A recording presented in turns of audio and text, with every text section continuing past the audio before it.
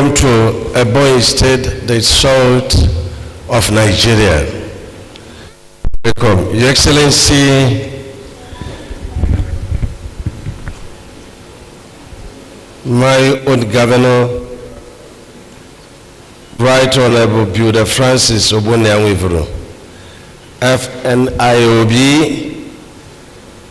the Great Grand Commander Ebonyi Hall of Fame, Governor of Ebonyi State. Her Excellency, Princess Patricia Obila, Deputy Governor of Ebonyi State. My own father and mentor, and the man God has given the grace to plant and to be alive to reap the sweat of his labor, one of the foremost founding fathers of Ebonyi State, and the man that made me party chairman, deputy governor, and governor, His Excellency Chief Martin Wancho Elechi, CON.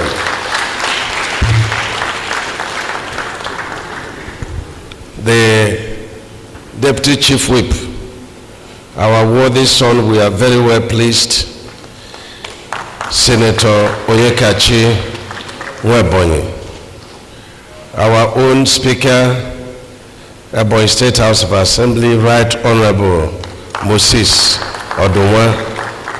My Lord, the Chief Judge of Ebonyi State, my Lord, the President, Customary Court of Appeal, the Farm Secretary, very hardworking. In fact, I call him my son, and very trustworthy person. The Farm Secretary, Federal Minister of Works, Dr. Yakubu Tofamata. The SSA to Mr. President. I think I must have to stay on the protocol. Where is Mondozo? He has done very good job, as usual. My dear brothers and sisters, of course, my very hard-working staff of Ministry of Works and the other Ministry of Works from the 36 states, the Commissioners of Works from 36 states and Abuja, the PAM Secretary of the 36 states and Abuja, and leaders of Ebonyi State are here seated, the service chiefs. We are very grateful. And earlier on, I got a text message from, the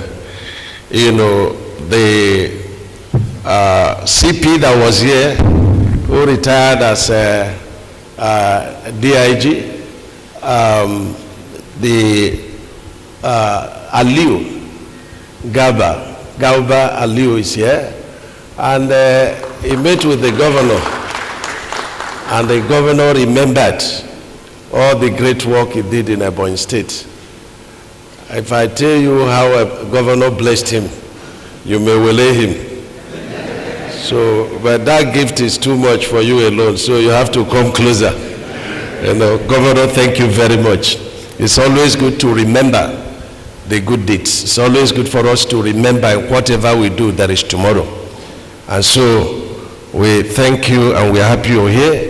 And we also, in Ministry of Works, made him SSA to the Minister of Works. Of course, we have my Chief of Staff here, the former Minister of State, Health. I must recognize one of our founding fathers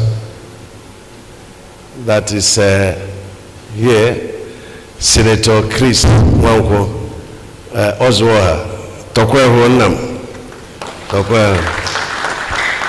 My friend Chimonye Kwere, thank you very much. I have an address here, and I have to read the address.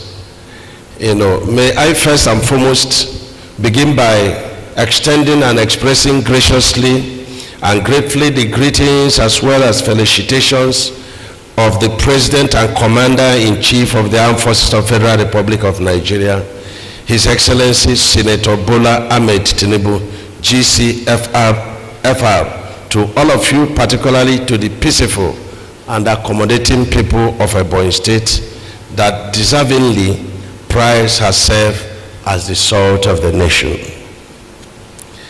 Let me also gladly and delightfully express our profound gratitude to my trusted brother, my son, the governor of Ebonyi State, His Excellency Right Honorable Francis Nweze, for the tremendous support and hospitality granted myself and my team and all the delegates and participants in this conference.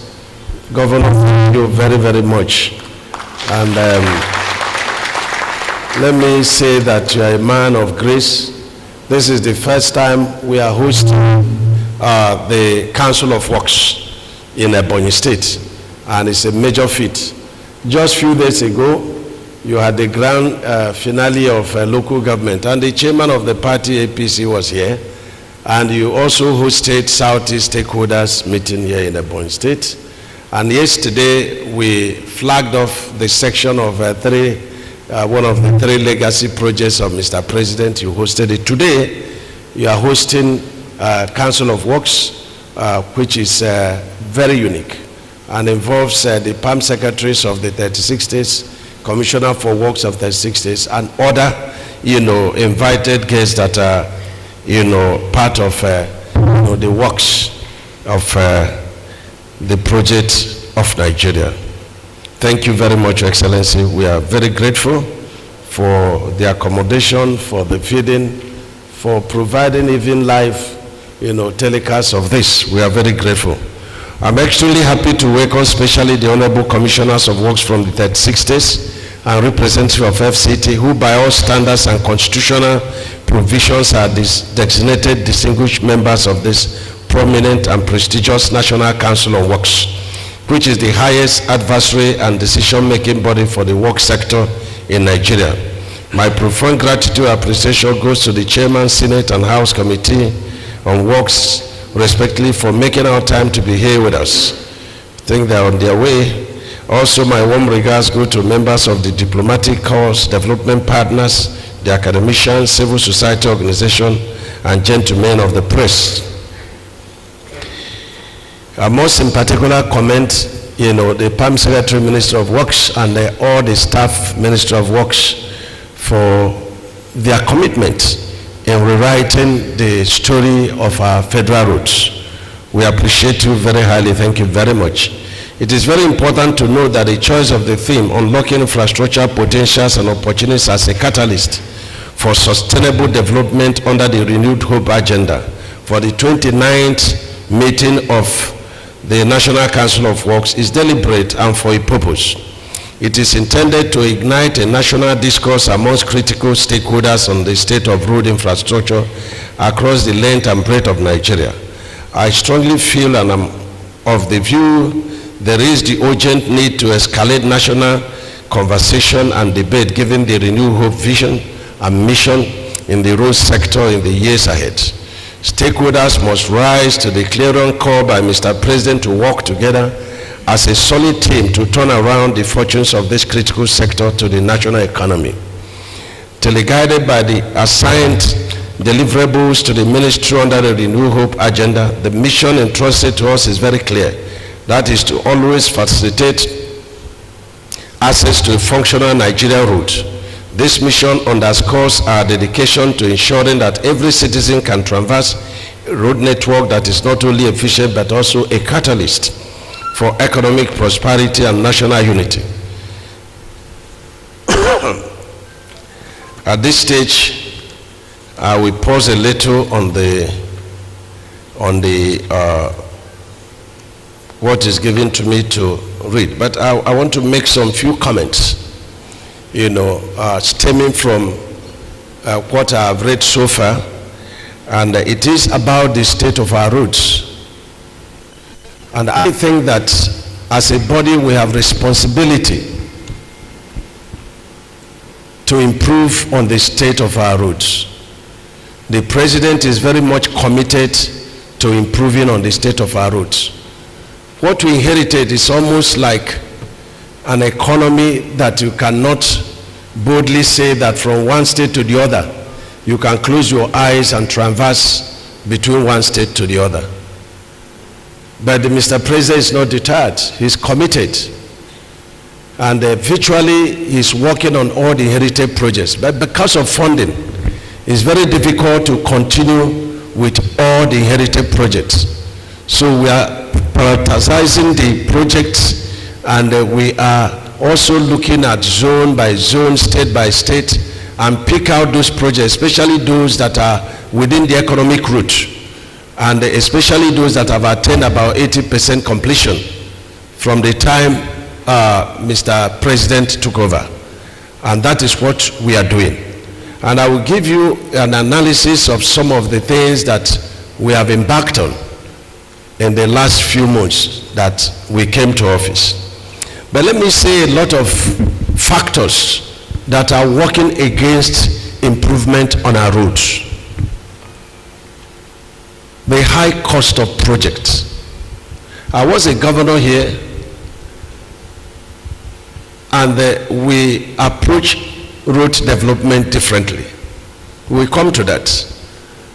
But some people have queried the cost of roads, between state and federal government. I've also queried that when I came on board.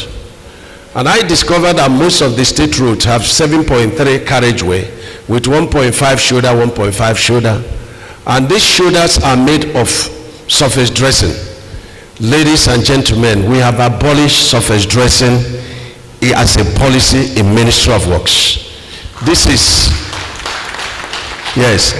the serious source of failures on our roads. And I'm happy I'm talking to engineers. When you have a surface dressed shoulders, within 1 or 2 months you complete that road, then water will start permeating through that surface dressed road. And asphalt is not good with water. The moment the asphalt gets to your sub-base and subgrade, it now weakens it, and then the asphalt of the carriage pavement will fail immediately. So there will be a cost difference between federal and state roads. The width of the width of the shoulder is also a major concern to me. Whereas in the federal roads you have 2.75, in the state you have 1.5.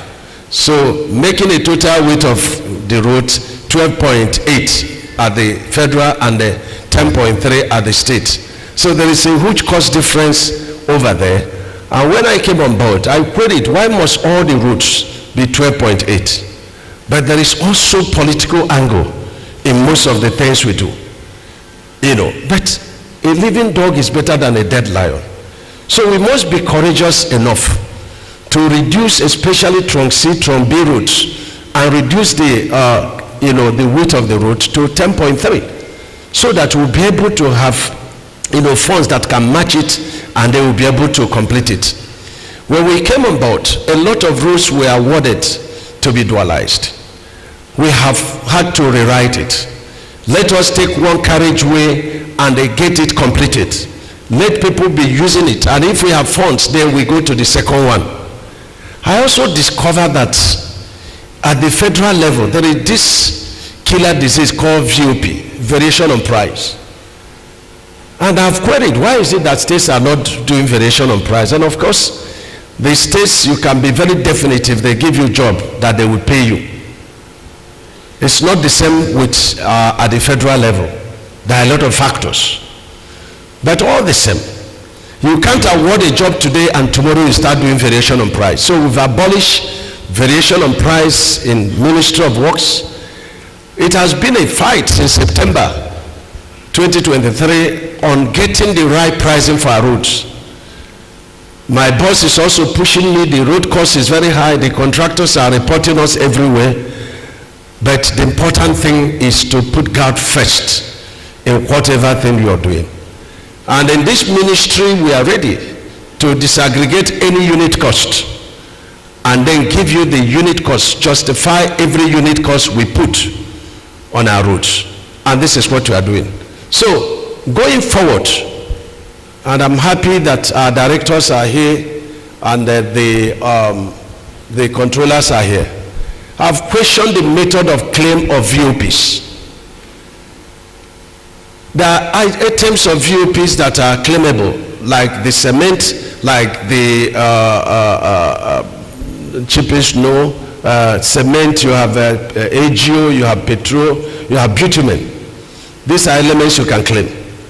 But every month people come up and say, okay, I've used 1 million liters of diesel. The question is ab initio, when you were bidding for the job, you should be able to tell us the quantity of AGO you intend to use in each item of work. And if you want to say it, you have to use the basic rates, market rates to build the unit rate. And we agree that it's justifiable. So that if you are making claims, you are not making claims based on the receipts you are submitting to us. You are making claims based on what quantity you say that you are going to use to complete this job 100%. And if you have done 10%, so you are making claims of 10% if there is very strong market variation. And that is a very big tax. So that he that wants justice must come with clean hands. So this is one of the big problems we are having. Why is it that our roads are failing?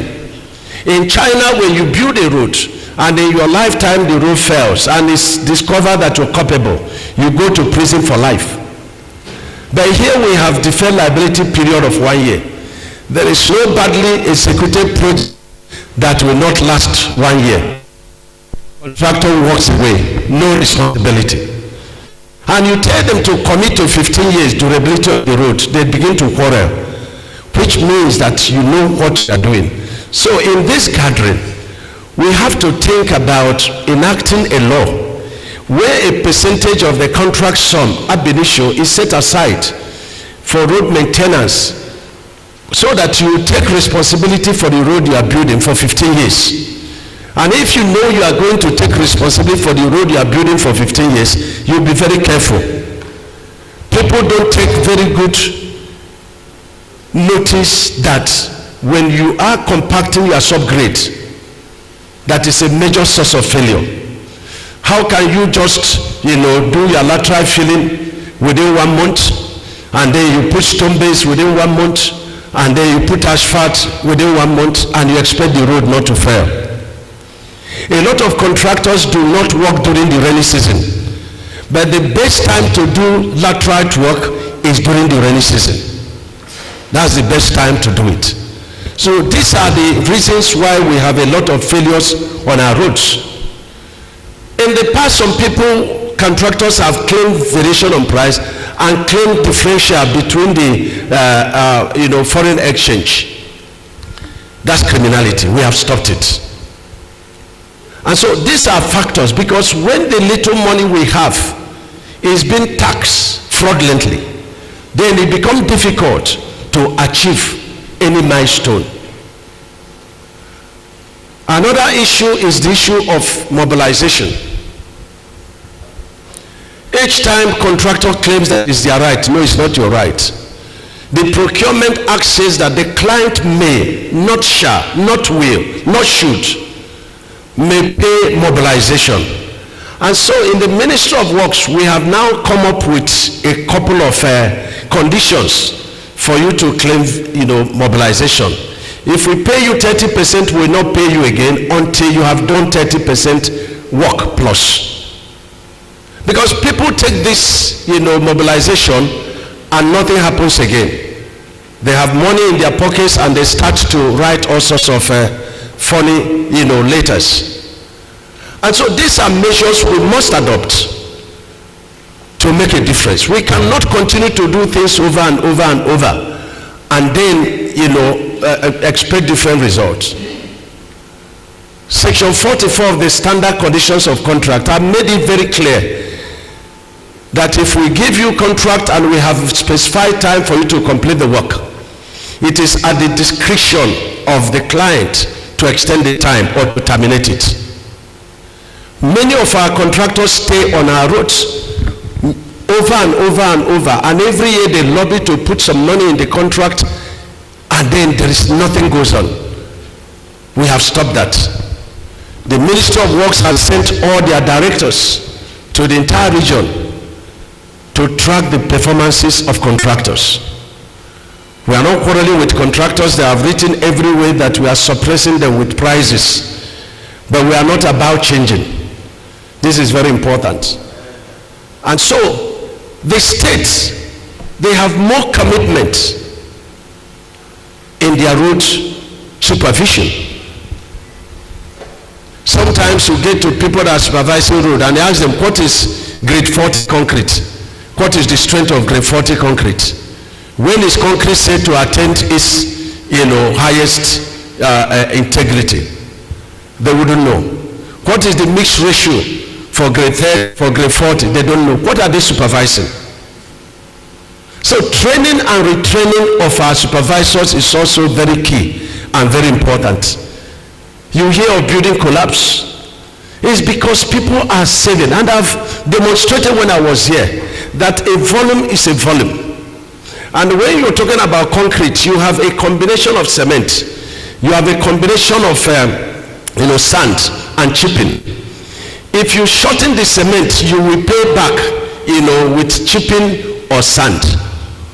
So you are not saving anything. When I was here, the cost of chipping and the cost of cement per ton was almost equal.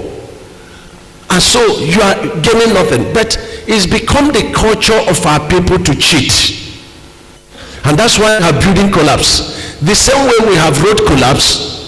But you see, when the road collapses, you just see, pinholes to potholes to boreholes. Lives are not immediately lost, unlike the buildings. But the same lack of commitment and the fraudulent practices. Is the Commissioner for Abia State here? Commissioner for Works, Abia State. Is here. Thank you very much. He's a product of Ministry of Works. And I've had an interaction with people that has close interaction with him. And it's an epitome of what we are talking about, integrity in engineering works. Yes. He doesn't want to know who you are. He does his work, and that's how we're supposed to be. And what has saved us in Ministry of Works is that we have refused to say that Julio Beja is superior to an indigenous contractor. Because grade 40 concrete is grade 40 concrete. We have to do everything to grow our own engineering, team. What the governor is doing here, what I did here is an example of how to empower our people. We have our money circulating within Ebonyi State. We are growing people. Those who are not engineers, we are making them engineers. We're giving them materials, and he has employed, technical people, builders, current people, expatriates to go to project site one by one, check the arrangement of reinforcement, check the compaction, check the vibration, check the mixture, check the water cement ratio. This is engineering. And engineering is sweet, but the failure is to put money ahead of engineering practice. You will fail. You will fail. When I was here, each time I felt sick, I would drive around our projects, and I would want PEM secretary to go and see the renewed airports. When I finished, the governor came and improved on the runway. I want you to see it. It is second to none in the whole country, and we are not joking about it. It's commitment and consistency and love for the people. You go and see the ecumenical center, you go and see the mall, Ebonyi mall. Find out if there is any other mall in this country that is like that mall. Go and see the pulverization that the governor has improved upon.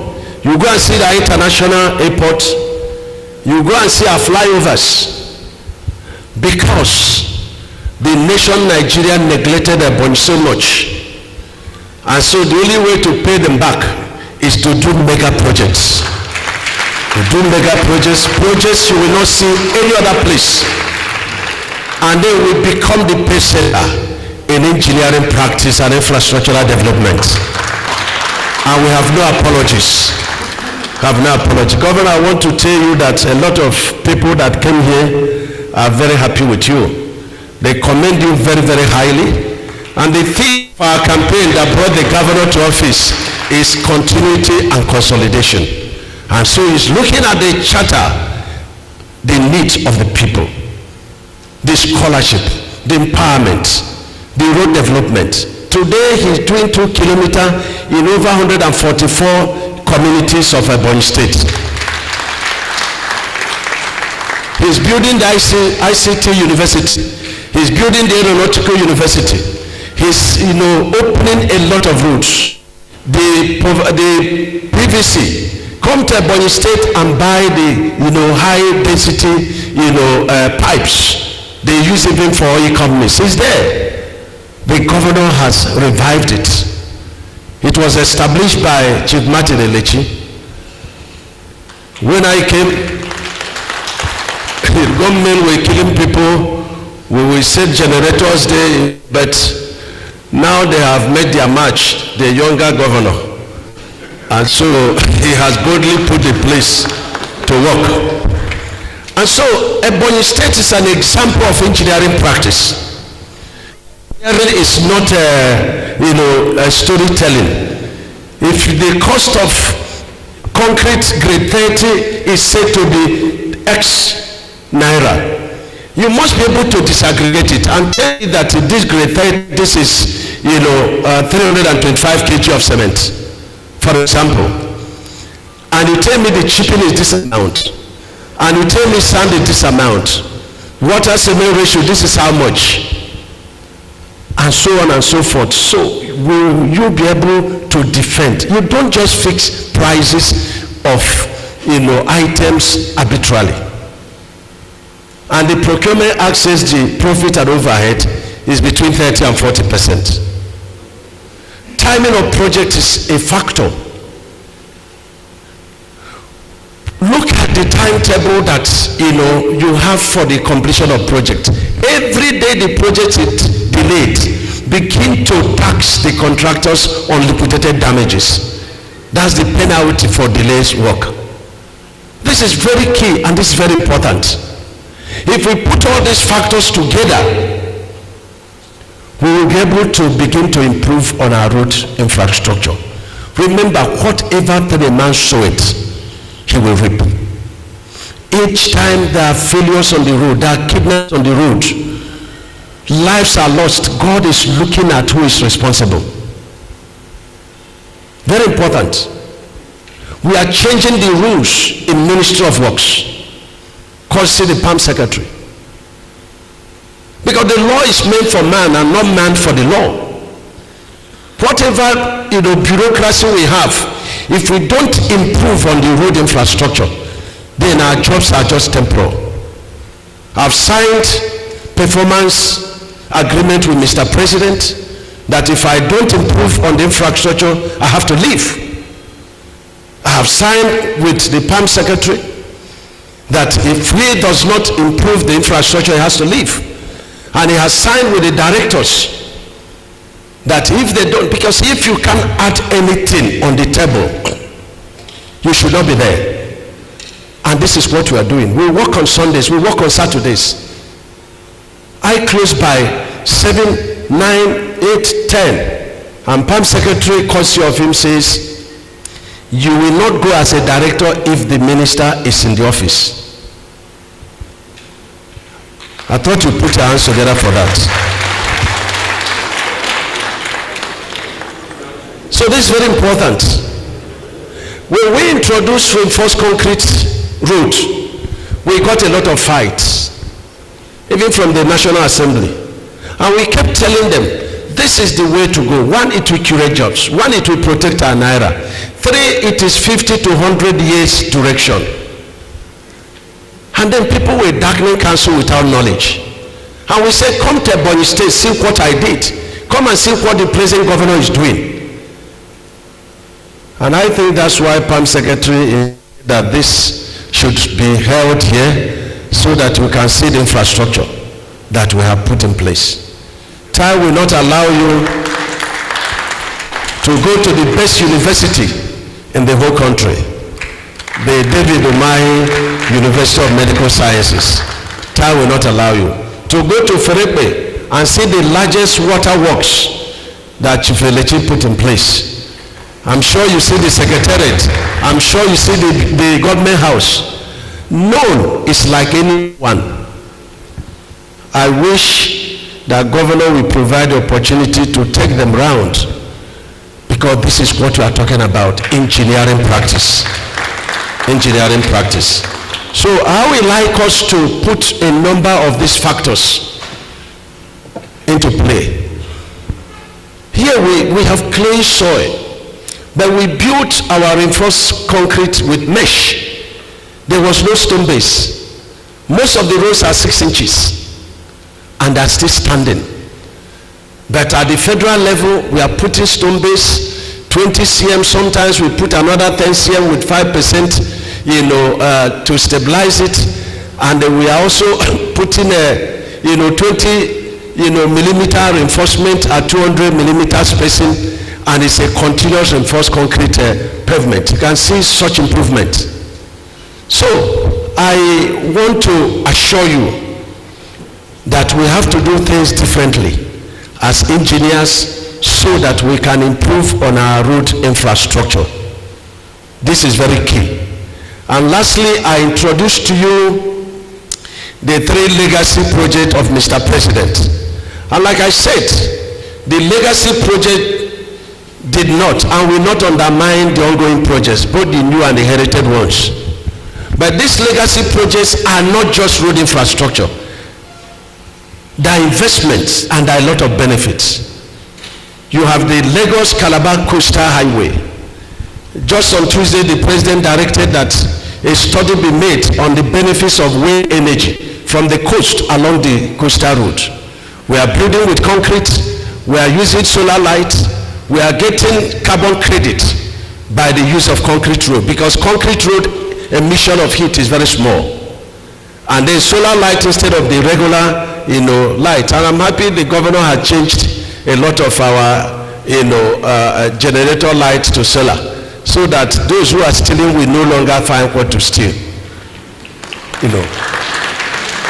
So the coastal road is traversing from Lagos to Ogun, to Ondo, to Edo, to Delta, to Bayelsa, to Rivers, to Akwa Ibom, and ends at Cross River. Then it has a spur, and the spur is the Sokoto-Badagry, another economic hub. It has 63 dams. The president on Tuesday directed that a study be made of the dams for irrigation and even for power generation. And it's going from Sokoto to Kebbi to Niger to Kwara to Kwara is going to Oyo State, is going to Ogun State, and we stop at Lagos Badagry. It's been connected. And lastly, you have the Trans-Hara, which is another spur coming from Cross River, the end of the coastal route, passing through Ebonyi State, the south of the nation, going to Benue, going to Kogi, going to Nasarawa, and ending in Abuja. And the Northeast people have been asking, where is our place? Your place is that in Abuja, we have a road from Abuja that is going to Akwanga.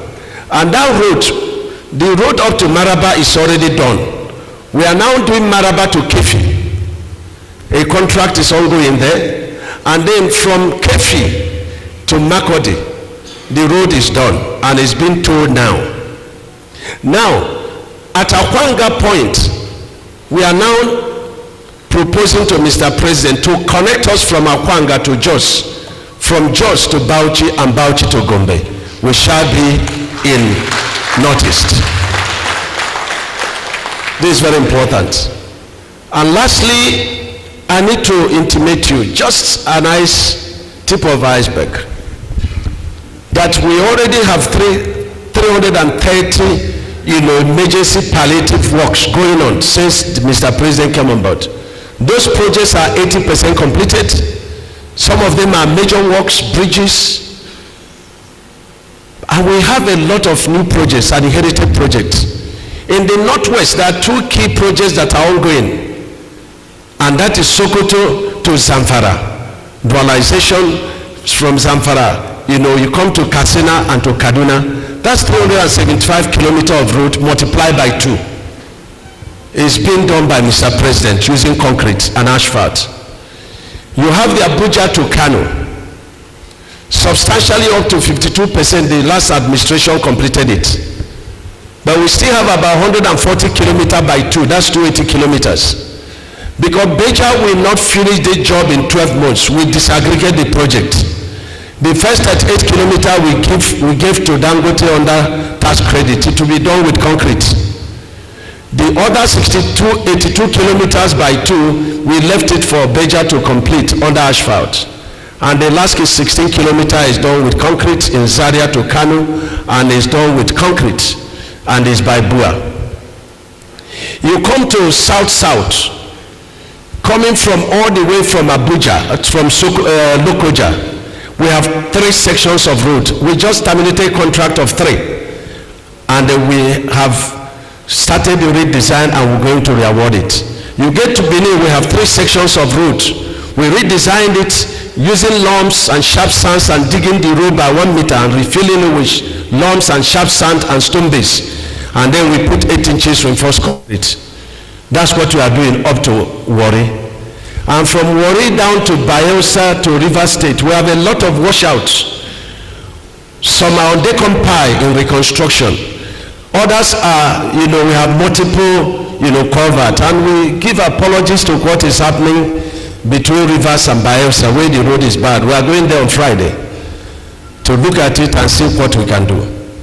And you come to Eleme Junction to Ne, 30 kilometers. It's ongoing by RCC. And you go down to Akwa, we are bypassing the east-west route with about 19 kilometers of route at Ekit. And that is ongoing. And Akwa Ibom to Cross River, we have 3 contractors there working. You come to southeast, you have the Enugu to Port Harcourt. It's ongoing. We have about 20% of the work to complete. We have Enugu to Onisha. It's ongoing. You have Abakaliki to Enugu to Abakaliki. It's ongoing. You have the trouble spot at Emenede. We are building a flyover, and by December we will use the flyover. Time will fail me to let you know. In Northeast, Kano to Medugri, we are completing that route. We have the Gombe, to Bio, to Medugri. It is ongoing. It is ongoing. In the North Central, we have Kaba going down to Ekiti. It's ongoing. We have the Abuja to Lokoja. We are reconstructing that road. In Southwest, we have the Lagos Ibadan. We are completing it. We have the Third Mainland Bridge. A lot of works is being done under the bridge, both Third Mainland Bridge and Kata Bridge. We have the Shagamu to Itoki is ongoing. Time will fail me to tell you what Mr. President is doing to relieve the sufferings of our people. The road is everything. A big man can have private jets. A big man can have private schools, but no big man can have a private road. And where there is no road between one state and another, it's as good as such people are in prison. Because what is the major factor for a prisoner? Your movement is restricted. And so when you can't move from one point to the other, your movement is restricted. It affects the academics, it affects the education, it affects commerce, it affects security, it affects agriculture. And so a time has come that we must take back our country. We have to develop indigenous contractors, and indigenous contractors must stop putting their money in merriments and marrying many wives, but to commit it to the works of our road infrastructure. On behalf of Mr. President, I welcome you again, and I say that the gains of this conference is going to be seen in the improvement, radical improvement in our road infrastructure.